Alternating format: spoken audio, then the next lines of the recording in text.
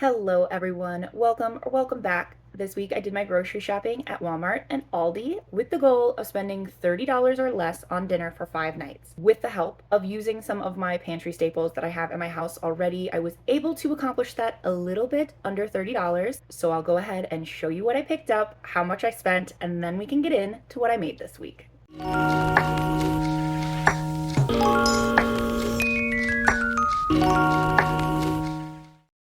So this is everything I picked up. My total was $27.34, which was well under my $30 budget. But obviously, how much the weights of your veggies and chicken can vary that total cost immensely. And as previously stated, I will be using my pantry ingredients. I do use some flour this week, but if you don't have flour as a regular pantry staple, you can purchase a 2-pound bag of flour at Walmart. I believe it is $1.36, which is fairly inexpensive and would still be well within that $30 budget mark.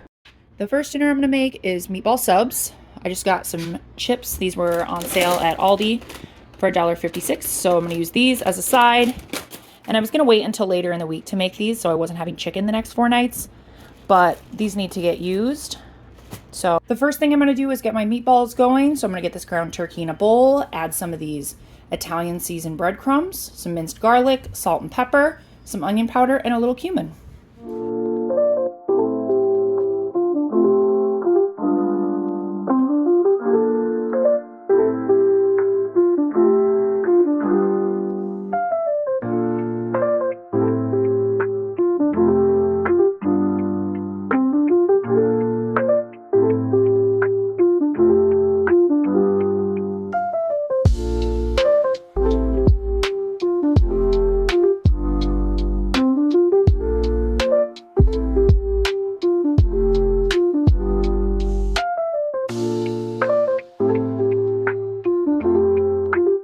Now that everything's all mixed up, I'm going to form up my little meatballs. I'm not sure what size I'm going to make them.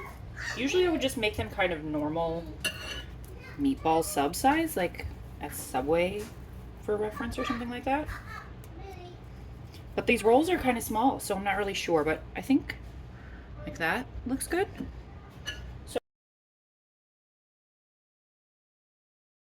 This made 22 meatballs, which was more than I expected and more than I will probably need for our family for dinner tonight. But I have a cast iron skillet over in my oven heating up, so let's go cook those over there.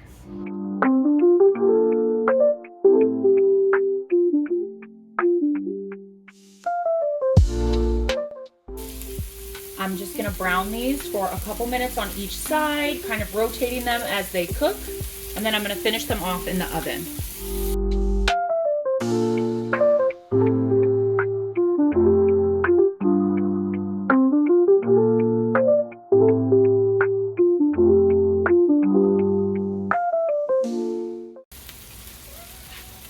I am transferring these to my baking sheet that fits in my little mini oven, my countertop oven. I like to use that especially in the summers because here in Florida it is extremely hot a lot of the year, and I don't like to heat up my entire kitchen if I can help it by heating up my big oven. So I use this quite a bit, and I'm going to cook these on 400 for probably 12 more minutes to get them cooked all the way through now that they're seared. But obviously if you're just going to use your full oven and you have a cast iron pan, just go ahead and put the entire pan in the oven. I flip them occasionally too, just to make sure that they don't burn, especially if it's in a really hot cast iron. But these should be fine for those 10 minutes in the oven without having to flip them. All right, the meatballs just came out of the oven. They look super good, and I checked the temperature. They are at 165, so perfect.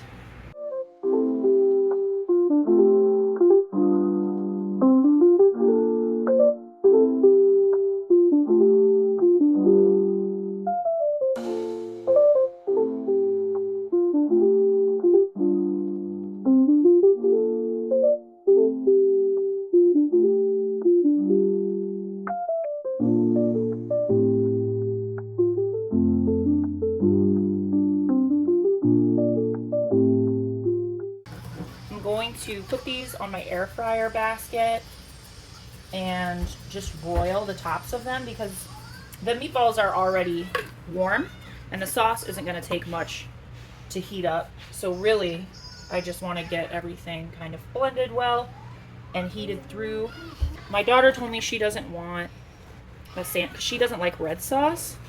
So I'm going to make some cheesy garlic bread for the kids to each have a slice of that with some meatballs separate. Because the baby definitely cannot eat a meatball sub. And if my other one doesn't want the red sauce and doesn't want a sandwich, well, then I'm going to make it like this so that they will still eat everything.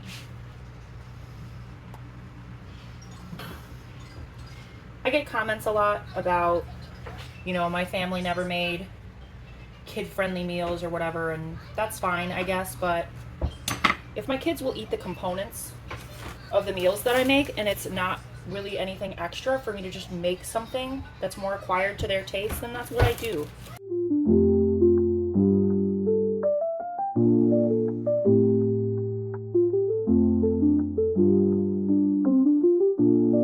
This is all going in my mini oven to broil for a few minutes and get everything all melty and warm. And here's how many meatballs I have left. I'm going to set aside these 3 for the kids. And the sauce is about 2/3 full.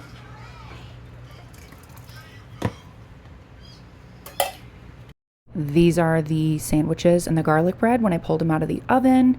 And this is everything plated up for the kids. They really enjoyed this meal. And my husband and I's sandwiches were so good. They were filling. And the chips, we only ate a very small portion of those. So we use the remainder of those for lunches the rest of the week with grilled cheeses and stuff like that. So the next night I used these ingredients to prepare some chicken lo mein. While I prepped these veggies, I had the linguine noodles cooking on the stove. Linguine is obviously not the traditional noodle used in lo mein, but it is extremely inexpensive and works decent enough for a quick dinner. I matchsticked the carrots and cut the broccoli and onions down to a similar size, then par cooked those with some salt and pepper.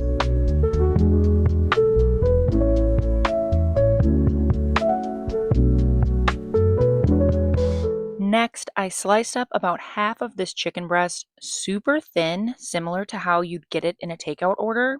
This way, it only takes a couple minutes to cook up as well. I really like the thin bites with this because everything else is pretty small and I like everything to be a similar size. I think it just makes everything so much more palatable.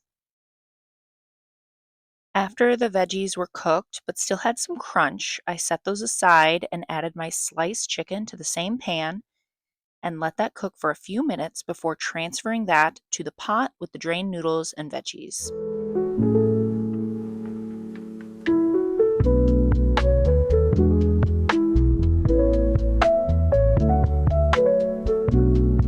This last part then is just making up something similar to the brown sauce common on lo mein noodles. I mixed up the brown gravy packet with 1.5 cups of water, then put that into the pan with 3 tablespoons or so of oyster sauce. You could also use hoisin, teriyaki, soy sauce, whatever you have on hand that's similar. I also added a little bit of sesame oil and ground ginger just to give this a little bit of extra flavor. I mixed this up really well and let it thicken for a few minutes before adding all the noodles, veggies, and chicken back to the pan. I coated everything evenly, then let it cook for 5 minutes to get all the flavors combined. Here is everything plated up, and as with most noodle dishes in my house, this was a hit. We had plenty of leftovers, which were enjoyed for lunch the next day. So tonight we are going to have a little bit more of a luxurious meal than we've been having the last couple nights. I'm going to do a breaded chicken breast, some green beans, some orzo. I think I'm going to do lemon in the orzo and do a garlic cream sauce on top of everything. I don't have cream, so I'm going to be using this evaporated milk. And I'm going to use both of these 2 pretty large chicken breasts because I want there to be plenty of leftovers. So if you are feeding kids that are bigger than mine, this would be plenty of food for all of you. So to get started, I'm going to wash and prep these, and then I'll get started on the chicken too.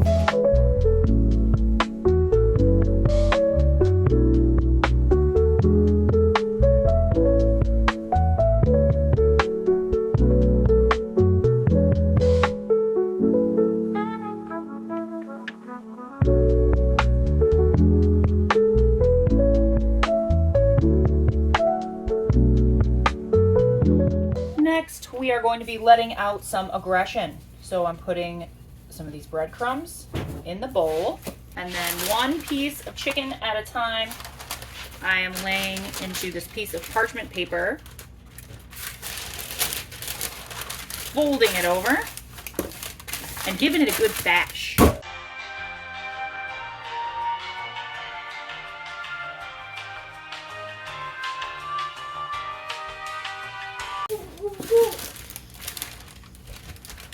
Till it's thinned out a little bit, just like that.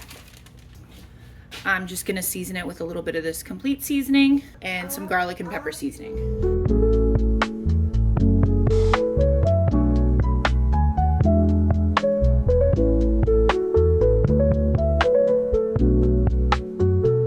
Now that all my chicken is flattened and has some breadcrumbs on it, I'm gonna set these off to the side and kind of let them soak some of the breadcrumbs and get it moist on the chicken, if that makes sense. I would usually make a batter, but because we're only working with the breadcrumbs today, I'm gonna let this sit on here for a little bit, and then before I cook them, I will just give them another coating of breadcrumbs, and hopefully that'll give us a little bit of a crust when we pan fry these. While that chicken is resting, I'm gonna get some onion chopped up really, really small for some flavoring.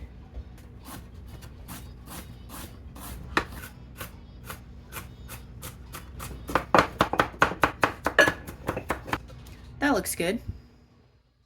I'm also gonna cut this lemon in half and juice it.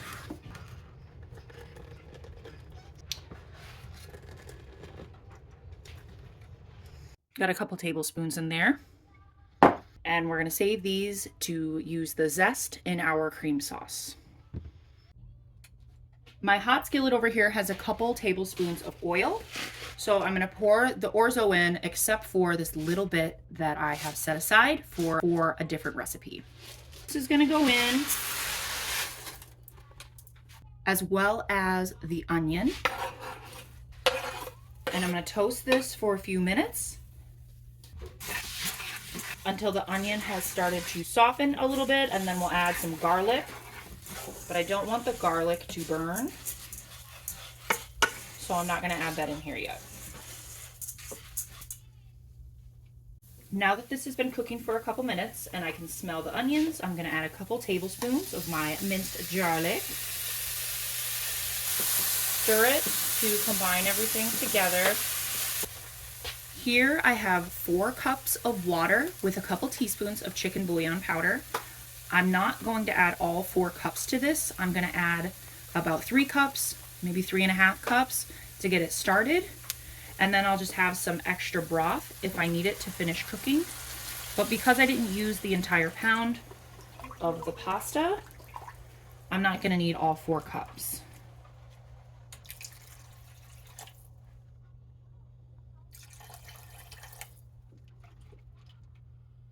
I'm gonna add some salt and pepper. Not a lot of salt because the bouillon powder does have a pretty decent amount of salt in it. And I'm gonna cover this, get it to the point where it's bubbling lightly, and then I'm gonna reduce the heat to low and let it simmer for 5 to 10 minutes until all the liquids have absorbed. Back here, I'm gonna start my sauce. So I'm gonna add a couple tablespoons of butter, but you can use margarine or oil, whatever you have.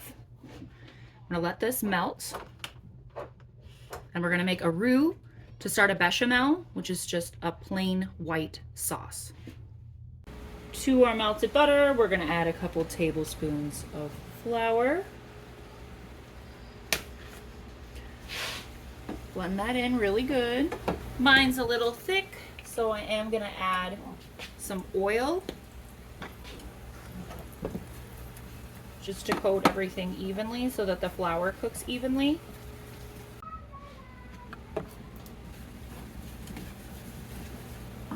Okay, time for our milk. I'm going to be using half a can of this evaporated milk.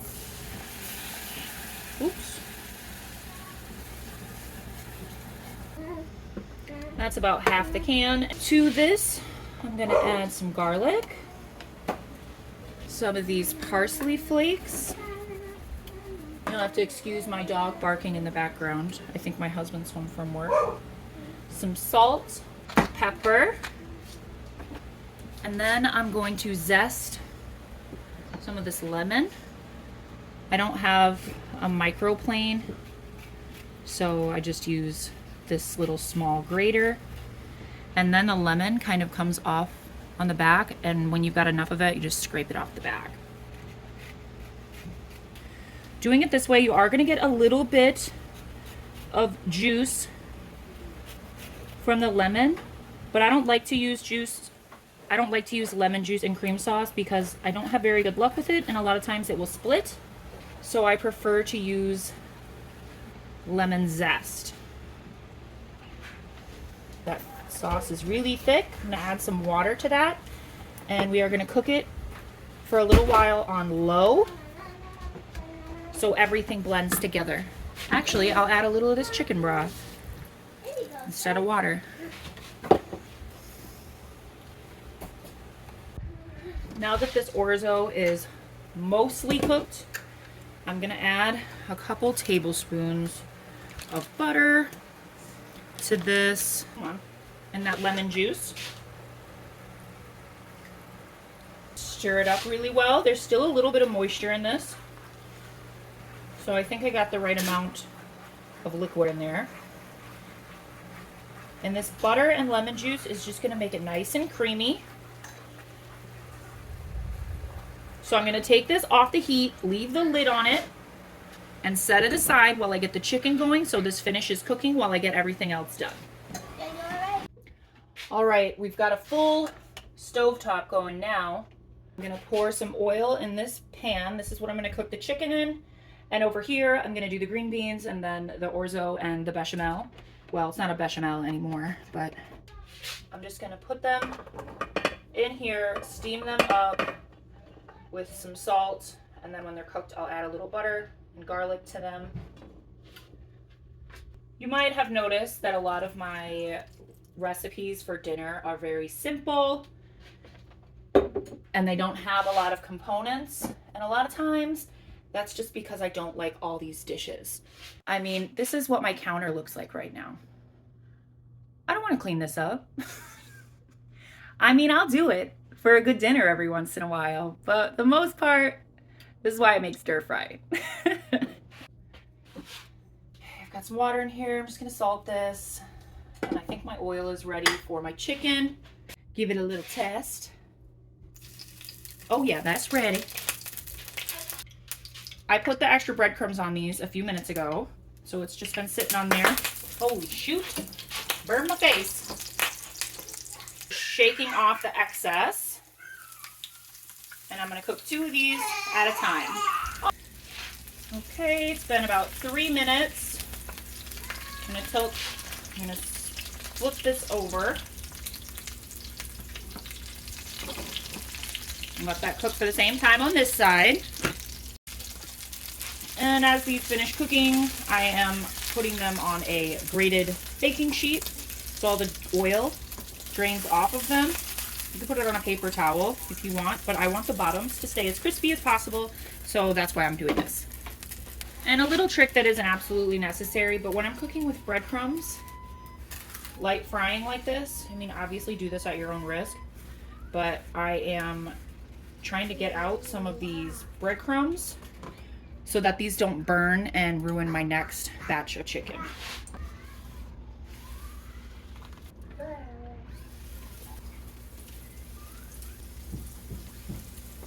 So I'm gonna finish that off with some butter. And I'm also gonna do a little onion powder. I'm not putting onion in them because I don't want anybody picking it out, but I want the flavor. So I'm gonna mix this up really good.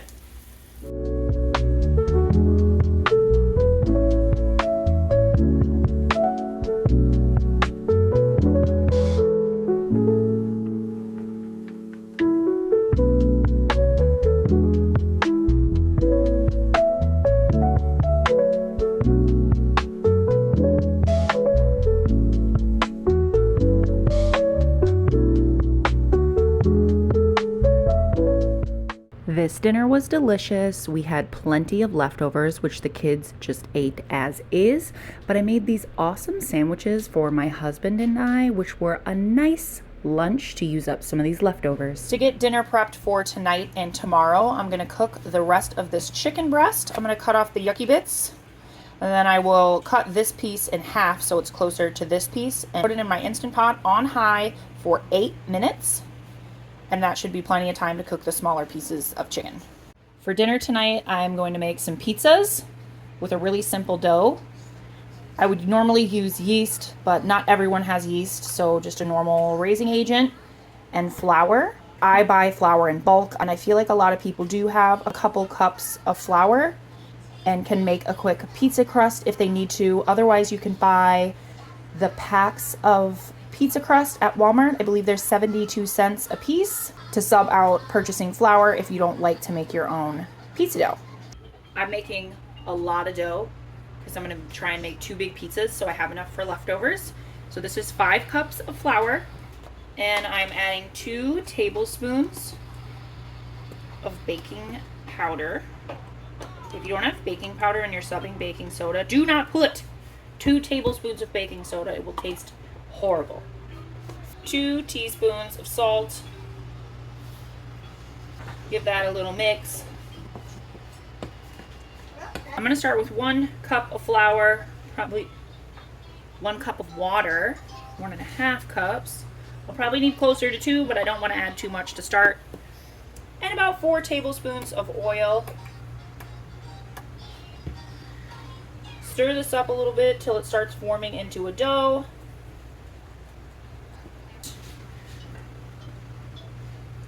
Another 1/2 cup of water. I'm using warm water. I think it just works better, but I don't know if it matters. Okay. To mix this up, I'm going to put a little oil on my hands just to keep the stickiness to a minimum. And just mix it up.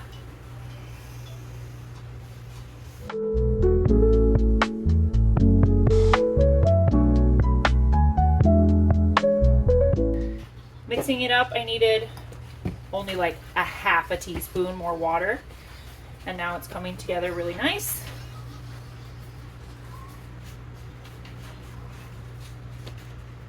This looks good, and I'm just going to cut this in 2. I also have my oven preheating to 450 degrees. I have 2 of these baking sheets.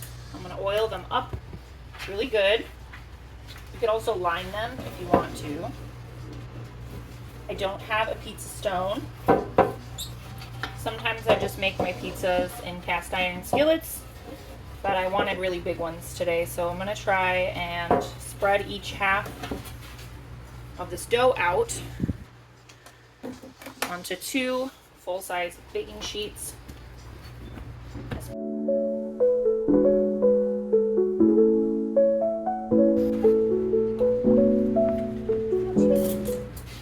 And then I'm going to poke it so that as it cooks, a bunch of air bubbles don't form. The oil kind of pulls the edges back a little bit, but that's okay. And I am going to set this aside and do it the same with the other one. So this first one, I am going to use some of the leftover sauce I had put on the chicken and orzo last night.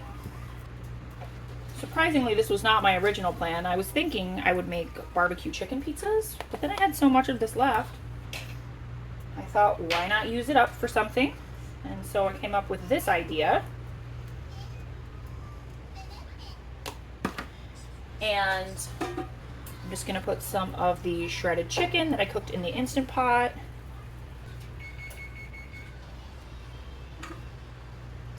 And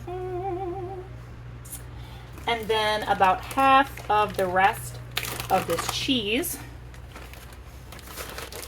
The nice thing about using the cream sauces is you don't have to use as much cheese.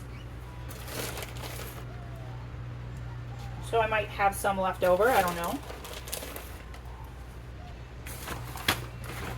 And then I always have these, so I'm going to use them. And just put a little bacon bits on top and have a chicken bacon pizza. Usually I would put onions and tomatoes and all that on here, but I think I'm going to leave this just like this. This would be awesome with some banana peppers or something. And I have some spinach in my freezer, but I'm not going to use that. On this one, I'm going to use the red sauce from the meatball subs.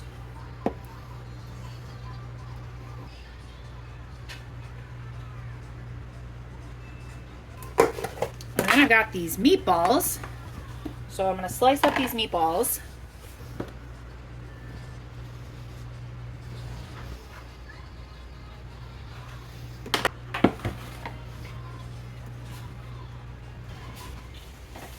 And then I also think I'm going to put a little bit of onion on half of it. This is the one my kids are definitely going to eat, but they're obviously not going to eat this entire pizza. So I'm going to put some cooked onions on this side. It would have actually been really great to caramelize these ahead of time. Caramelized onions on pizza with some garlic is delicious.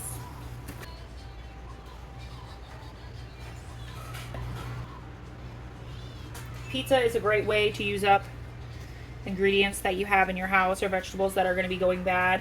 Okay, so this one and the chicken bacon one are going in the oven for about 12 minutes, and then we'll see where we're at. And this is how much chicken I have left. And now I'm going to clean this up, and I'm going to cut up some veggies to have for a side tonight. I am just going to cut the rest of the carrots into sticks.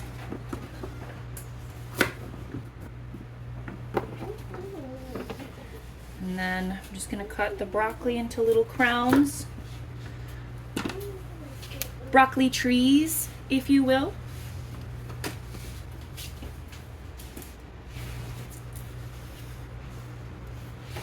Okay. A little bowl of veggies.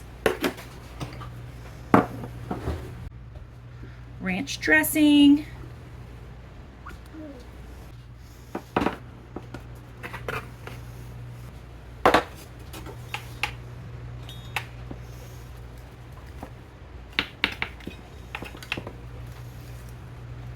This is dinner night 4. We've got 2 big pizzas and some veggies. This is going to be plenty of food for us tonight and for lunch tomorrow. This last dinner, I am going to make a very simple, creamy chicken and orzo soup. I have some carrots, some onions, and then some celery that desperately needed to be used in my refrigerator. And I'm just seasoning this up with some of that garlic and pepper seasoning and letting all those veggies cook for a few minutes, adding a little bit of garlic. And then when all of that has cooked for a few minutes, I'm pushing it to the side, adding some butter and flour to make a quick little roux in here so that my soup is nice and thick. And after the flour has lost the raw taste, I am adding 7 cups of water with chicken bouillon powder, just slowly, so that the flour in the roux doesn't get clumpy. So I just add it a little bit at a time, make sure it's nice and smooth, and then eventually just add in all of the chicken broth and let that cook together. Then I add a tablespoon or so of this lemon juice concentrate, season it with my favorite complete seasoning, and then go ahead and add the rest of the chicken that we had cooked the previous day in the Instant Pot. Once that was boiling really well, I added the rest of the orzo that I had set aside, as well as the remainder of that evaporated milk, along with a couple tablespoons of flour added into some of that evaporated milk, just because the soup was not getting as thick as I would like it to be. Then I decided to go ahead and just add the rest of that orzo that had been cooked a couple nights before, just to use it up and to help thicken up that soup just a little bit. I made some croutons with the rolls that were left over from the beginning of the week, and this was a soup. It was so good. We had quite a bit left over, and this fed me for lunch the next 2 days. Alright guys, that's all I've got for you today. That is everything that I made for my family for the last 5 days. I really hope you enjoyed this video. If you liked it, hit that thumbs up down below. Make sure you're subscribed so you don't miss out. And thank you so much to all of my new subscribers. I feel like that subscriber count has just been going up recently and I really, really appreciate it. So thank you again, and I'll see you guys on the next one.